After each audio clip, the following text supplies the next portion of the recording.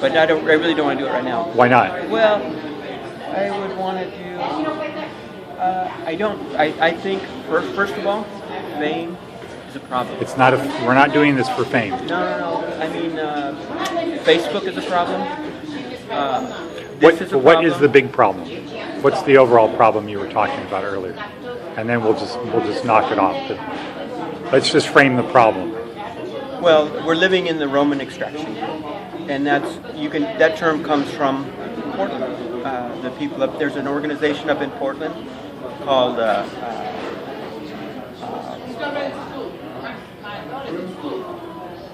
it's something like Curing Our Cities or something like that. City Repair. All right. City Repair. And there's a lot of people on this track of creating community again. What we've done is we've allowed the mindset of the Roman extraction grid to divide us. Which is again the rich take from the people well, in the soil. It used to be the empire. It used to be, but it's those with the most exploit those with the least. Okay, the strong do what they can, and the weak suffer what they must. Yeah, and it goes back to the British Empire. They used Darwinism as the kind of the scientific. You see, the strong survive.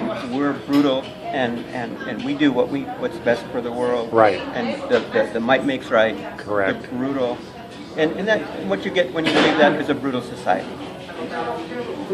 Now, are there any societies that you can think of in the history of the world that were not like that did yes, well? Yes, there's one guy that studied this, and he had come to the conclusion that war and civilization were co-generated, that you couldn't have one without the other. And then he went to a place in Peru, on the coast of Peru, to an archaeological site that it was untouched for the last 4,000 years roughly, so the evidence was clean and left in place from that civilization 4,000 years ago. And he went to find the evidence of the war, the cutting on the bones. So this is like when the Incas came? No, this is a separate... Before Inca, this somewhere is a else. separate civilization, an isolated pyramid, a high pyramid civilization on the coast of Peru. I forgot the name of it. They did a special on like PBS or something like that, and you can look it up easily. Do you know the guy's name? He's in the special. Got it. It's not Kim McCrory, is it? I don't think so. Okay. But anyway, he wanted to take this archaeological evidence and prove that this war is even in every evidence of civilization that we found. And so he gets there and he finds flutes. He finds what? Flutes. Musical Flutes. instruments. Oh. And then he looks for the evidence of the bones, Right. cutting on the bones, Wounded. the cannibalism, Wounds. the barbarism, and all those things. No. And he looks for the gun emplacements or the defensive emplacements at the beginning of the valley. No. He finds no support for his theory. And there's another guy that wrote a book that's really good, I think, and he's from Oregon too. Oregon has a lot of good people that are trying to do But something. before that, let's connect that to Jared Diamond's collapse. What happened to these guys? This is perfect because the other guy I'm going to is exactly that. His theory is that barbarism and all those things begin in we can trace back the evidence of the barbarism and the cannibalism in Africa and Europe and around the world to the Ice Age.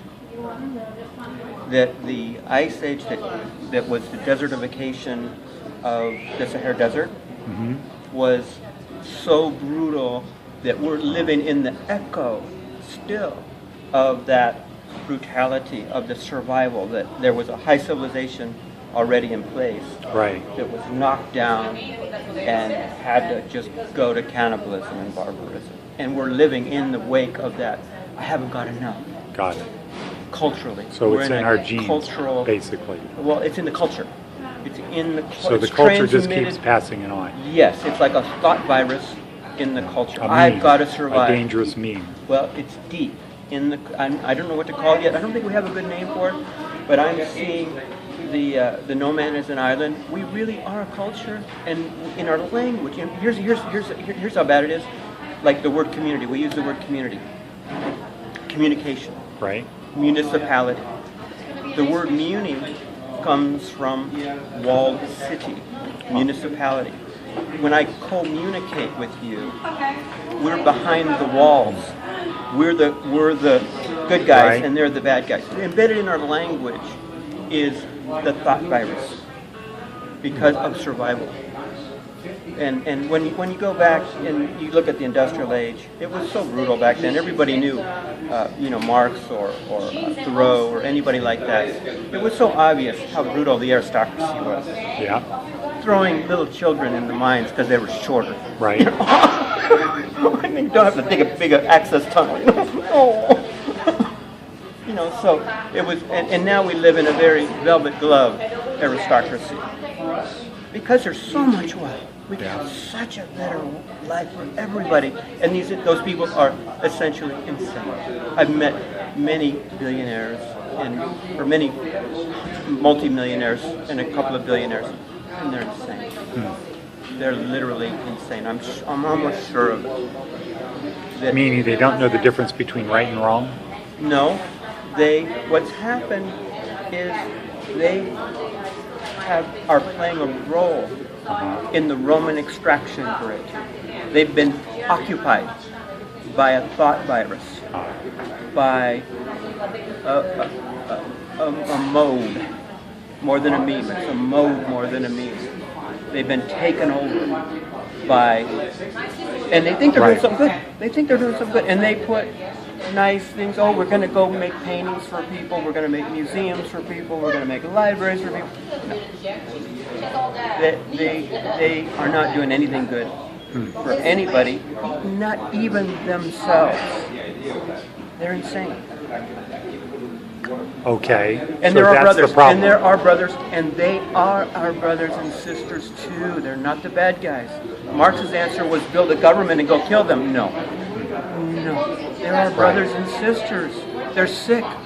They're ill. And we live in a war culture, a punishment culture. Yeah. We need to start healing. Okay. So how is that done? I'm working on it. Because that's not the home for Heal thyself. Heal thyself. Healer, heal thyself. It starts with you. Okay. But people need to know that, because right now the message they're getting is might makes right is good. Exactly. That's the cultural herd norm. Right. That's the unfortunate cultural sickness. Yeah. There's a cultural disease. Okay. Now, Greg. I'm kind of glad you're doing that. Greg. This is it. That's it, kind of. That's it. Okay, but what is your educational background? I'm a polymath. A what? A polymath. A self-taught Okay. polymath. Okay. I have no formal education, but I've read everything from, Aristotle. Yeah. I'm interested in cold fusion. I'm interested in, physics, astronomy, And DNA. so, do you spend time at the library now, or what? What's your daily thing? Because I know you live out. You have free range. Here's the beautiful part. If Steve Jobs did something good, right here is the access to all of the important things on YouTube. Yeah. And there's podcasts. Do you watch TED Talks? A little bit. Most of that has been hyper-commercialized and co-opted by the aristocracy. Okay. And I still watch it just to see, because you really need to look at both sides.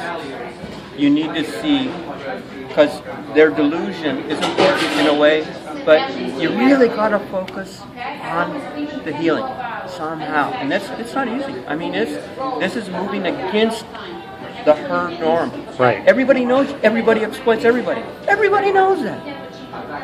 It's not in the DNA, it's in the cultural norm. If you don't do that, you're going against the herd. Right.